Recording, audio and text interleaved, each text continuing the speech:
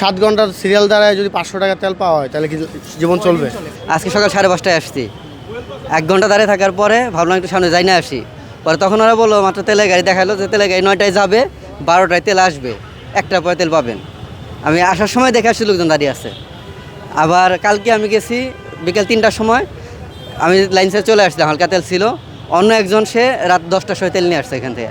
অসাধারণ, একদম অসহ্য বলার কথা না, যে এতটা পরিমাণ বিরক্ত মানুষজন, এর ভাষায় প্রকাশ করতে পারবো না। কীভাবে বলবো আপনাকে, যে তেলের জন্য যেভাবে লাইনে দাঁড়াতে হয়, তাহলে তো আমরা মোটর সাইকেলও চালাতে পারবো না, মানে কমিউনিকেশন বন্ধ, অফিস করা বন্ধ হয়ে যাবে এমন অবস্থা।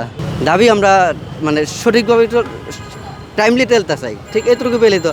খুব বেশি তেল তো আমরা রিজার্ভ করি না, উই ডোন্ট বিলিভ দিস। তেল নিতে তো খুবই বর্তমান অবস্থা খারাপ। এমনও পাম্পে আসতে 7 ঘন্টা লাগে যায়।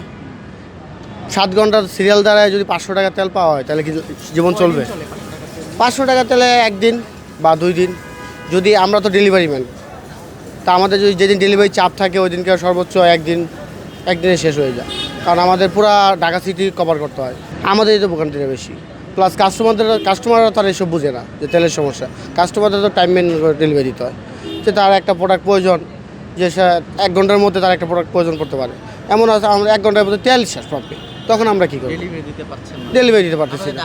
দাবি যত তাড়াতাড়ি সম্ভব এটা একটা সমাধান আনলে আমাদের জন্য ভালো, সাধারণ মানুষের জন্য ভালো, কাস্টমারদের জন্য ভালো, বিশেষ করে আমাদের জন্য আর কি। কারণ আমরা ডেলিভারি ম্যান, কাস্টমারদের চিন্তাও আমাদের করতে হবে, কারণ কাস্টমাররা একটা জিনিস হ্যাঁ তেলের কারণে তো এমন হচ্ছে। মনে করেন একটা তেল শেষ পাম্পে, আমার গাড়ির তেল শেষ, তখন তো আমার পাম্পে যেতেই হবে, কিন্তু কাস্টমারও একটা টাইম আছে যে তার 5টার মধ্যে তার ডেলিভারি দিতে হবে।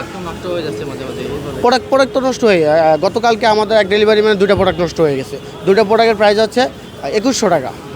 তো কোম্পানি এটা একটা লস না? আমার স্যালারি হচ্ছে 500 টাকা একদিনে হাজিরা, কিন্তু কোম্পানির প্রোডাক্ট নষ্ট করে দিচ্ছি 2100 টাকা। টাকাটা তো কোম্পানির লস হচ্ছে। কোম্পানি যদি আমার থেকে কেটে নিত তাহলে তো আমার যাইতো, কিন্তু কোম্পানি তারা আমার থেকে কাটতেছে না। কোম্পানি তো বর্তমানে বুঝতে পারতেছে যে তেলের কী সংকট, সেই ক্ষেত্রে কোম্পানি আমাদের থেকে কাটতেছে না।